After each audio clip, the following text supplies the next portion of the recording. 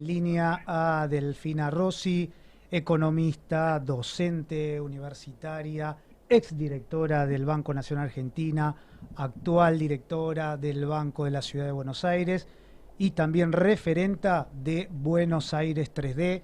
Delfina, Sol, Nacho y Juan Martín, te damos la bienvenida y te agradecemos desde ya por estos minutos. Hola Juan, hola equipo, ¿cómo están? Felicitaciones en primer lugar para el programa. Gracias.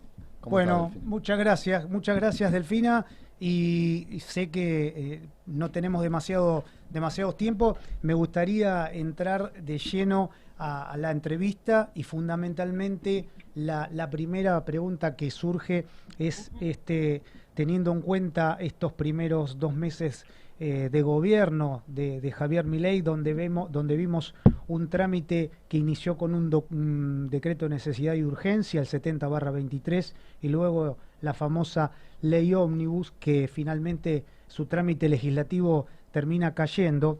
Nos gustaría saber un poco cuál es la reflexión que vos tenés al respecto, sobre todo respecto de la idea o la intención de privatizar 41 empresas públicas y básicamente muy estratégicas para el país, ¿no?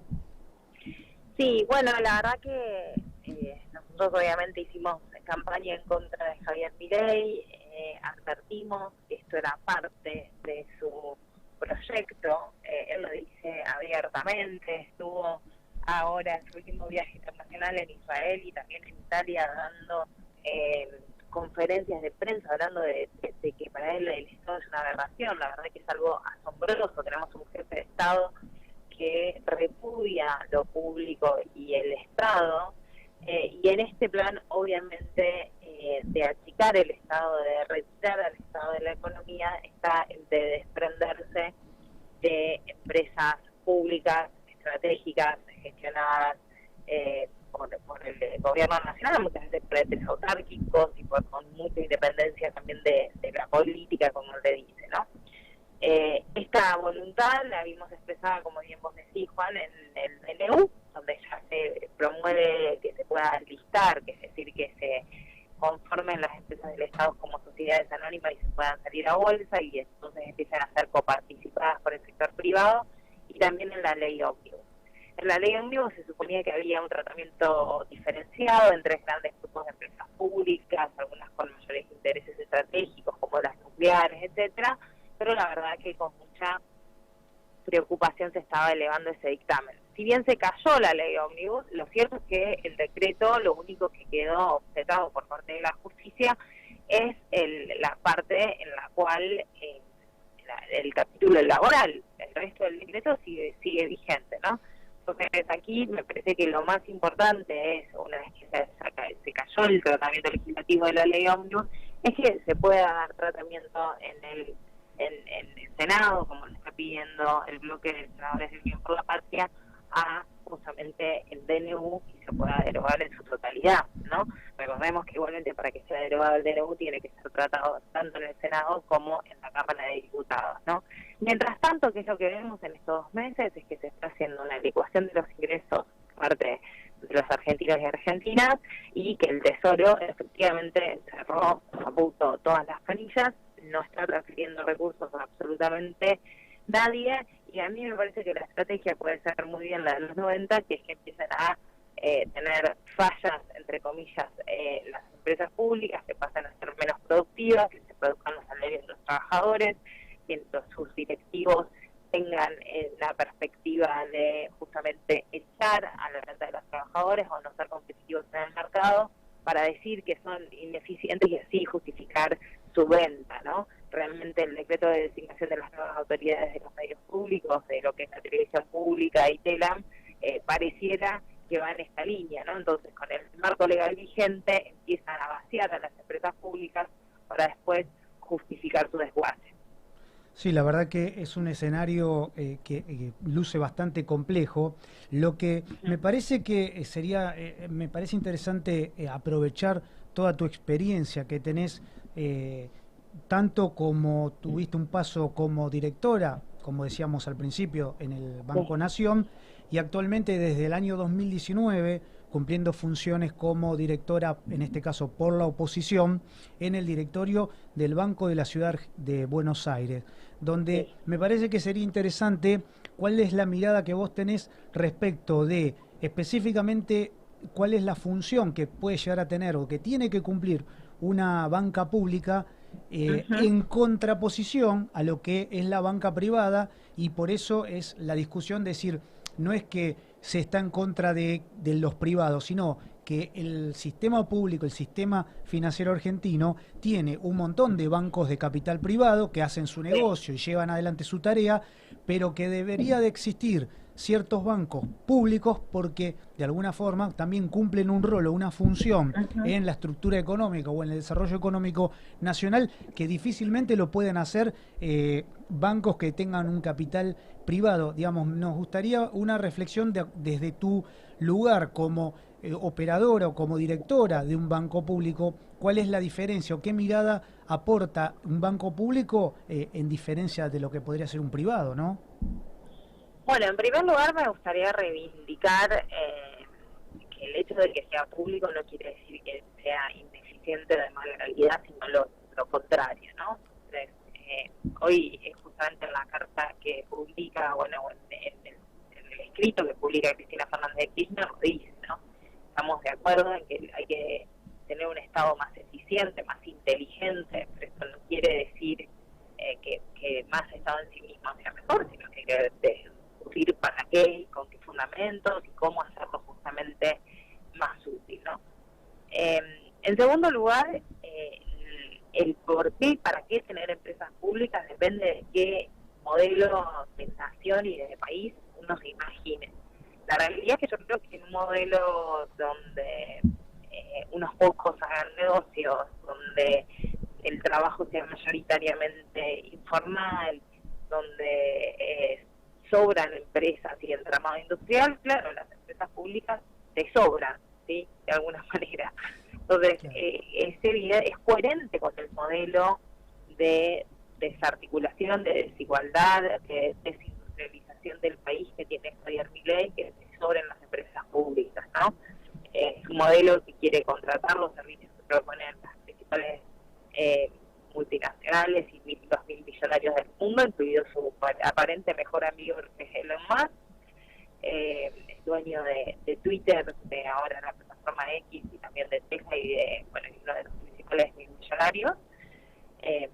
Pero para un modelo de desarrollo como el que soñamos nosotros, y en nosotros me refiero, yo creo que la gran mayoría de los argentinos y argentinas, más allá de que se han votado a Milei, pero un modelo económico que permita el crecimiento del país, que permita la generación de empleo genuino, que permita la recuperación del poder adquisitivo en salarios, que permita soñar que la ecuación de esforzarse, estudiar, implica una movilidad social ascendente, que permita alquilar un departamento, pero después comprarte una casa, un autito y poder irte de vacaciones.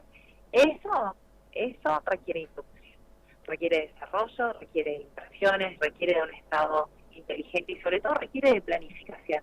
Entonces, las empresas públicas son herramientas fundamentales del Estado Nacional para planificar. Y en el caso de las entidades financieras, los bancos públicos permiten, si esta planificación se da, la orientación del crédito a sectores estratégicos. Insisto, si tu modelo no es ese y te sobran los 47 millones de argentinos, en el sentido de que no te interesa que tengan un estándar de vida de un país en vías de desarrollo, con posibilidades de desarrollo, con mayor justicia social, con acceso a la cultura, a la educación, a la calidad de vida, claro, te sobra todo eso, ¿no? Delfina, a nosotros no nos alcanza, sería. Sí. Yo te quería preguntar, siendo a lo particular de Banco Nación, que tiene una extensión tan territorial tan grande a lo largo y a lo ancho del país, ¿qué importancia le ves en relación al desarrollo de las economías regionales, de la producción agropecuaria, de las pymes, de la industria, en todo el país? ¿Y cómo se vería afectado ante una privatización? Y también estamos muy asustados con esa posibilidad de que se convierta en sociedad anónima, que nos parece un paso previo a una que terminaría como una privatización, seguramente.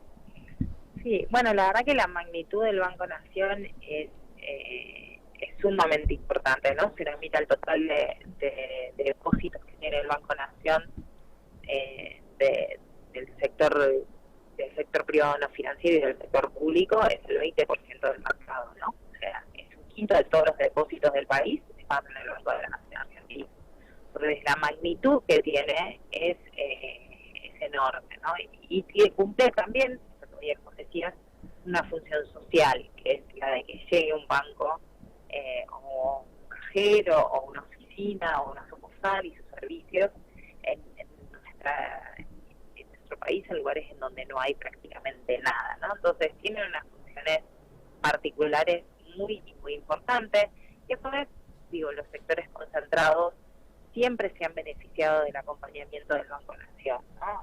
Recordemos que cada vez que hay una sequía o que hay una inundación, el campo argentino, que es nuestro principal sector económico, recibe el acompañamiento de créditos subsidiados por parte del Banco Nación principalmente, ¿no? Ya sea subsidio de tasa porque hubo una sequía, subsidio de tasa porque hubo una inundación, subsidio de tasa porque pasó algo, o la no ejecución de las tierras, como fue el conflicto en su momento, el grito de Alcorta, u otros que podemos nombrar, ¿no? Entonces, la verdad es que el sector económico más importante de nuestro país es altamente beneficiario de la banca pública, y las economías regionales también se benefician, quizás con algunos otros componentes, o con más desafíos hacia adelante, con desafíos de inclusión financiera, de mayor profundidad, pero también hay que decir que la combinación de la banca pública con los fideicomisos que garantizan y que apalancan el subsidio de crédito, me refiero particularmente el sistema de garantías que se ha desarrollado en los últimos años con FOGAR y FONDEP, la verdad que ha permitido una inclusión financiera muy interesante de monotributistas y de pequeños productores, etcétera, ¿no? Así que a mí me parece, insisto, que el sistema de la banca pública en su conjunto tiene un potencial enorme, claramente requiere un Estado que busque planificar y que busque orientar ese crédito y esas potencialidades, si no termina compitiendo con la banca privada sin más, ¿no? Y yo creo que ahí perdemos un poco el jugo o la potencialidad que tenemos de la banca pública, ¿no? Así que me parece que lo que es interesante proponerle a los argentinos y argentinas no es solamente que defiendan la bandera nacional en nuestras empresas, sino que puedan comprender la potencialidad que tiene en el desarrollo en su conjunto si utilizamos más eficientemente las empresas públicas. Sí, la importancia del banco en momentos difíciles donde el mercado no está o no aparece, tener la herramienta del Banco Nación, como fue en pandemia, o como, bueno, como decías, en situaciones de inundación, de sequía, y que ahí el banco puede ser una herramienta para sostener actividades o incluso fomentarlas, sí, nos parece muy importante. Delfina, saliendo un poco del tema de específicamente de las privatizaciones de las empresas públicas y en particular del Banco Nación, lo que nos gustaría tener una mirada tuya respecto de si vos estás viendo que este plan que se ha planteado el gobierno de Milei, o como algunos economistas dicen verdaderamente el no plan, si la realidad es que el objetivo final es buscar una dolarización de la economía, o en realidad hay algo detrás, o hay algo que por ahí pasa por otro lado. Bueno, la verdad es que yo creo que el achicamiento del Estado, el brutal ajuste que está haciendo el Ministerio de Economía, particularmente la caída en jubilaciones y pensiones que vimos este mes de enero, la licuación de los ingresos, cómo se está fijando el salario de los trabajadores estatales, el hecho de que no se haya enviado dinero para los docentes en las provincias, yo creo que es un plan, ¿no? Creo que tiene que ver con desprestigiar lo público, desprestigiar el Estado, achicar el Estado y dejar que el mercado sea amo y señor de todo el país, ¿no? Y en ese plan, efectivamente, Milei lo ha dicho muy claramente, él cree en la competencia de monedas, comillas, esta competencia en donde para él desde su visión del mundo, no es un problema que no sea una competencia competitiva, valga la redundancia, ¿no? Digo, claramente la situación de poder es un presidente que ha defendido los monopolios, que defiende la concentración de los ingresos, que defiende las grandes fortunas, y en realidad no defiende la competencia como competencia perfecta, llamamos los economistas, ¿no? Entonces, en esta idea de competencia de monedas, no necesita dolarizar por ley, no necesita generar un conflicto en el Congreso, sino que lo que hace es ir dolarizando y habilitando cada vez más y más contratos en dólares y transacciones en dólares, ¿no? Esto lo ha hecho desde el minuto uno que asumió con su NU, y hoy lo escuchamos en Sturzenegger esta semana regocijándose de su capacidad de dolarizar, por ejemplo, el mercado de alquileres, dolarizan todo lo que es la medicina prepaga, con diferencia que nosotros podemos llegar a tener, pero esta dolarización yo creo que se puede agudizar en el momento que justamente permitan que el sistema financiero, los bancos, empecemos a prestar, a dar créditos en dólares frente a aquellos que no necesariamente tengan actividades exportadoras, pero tengan activos dolarizados, ¿no?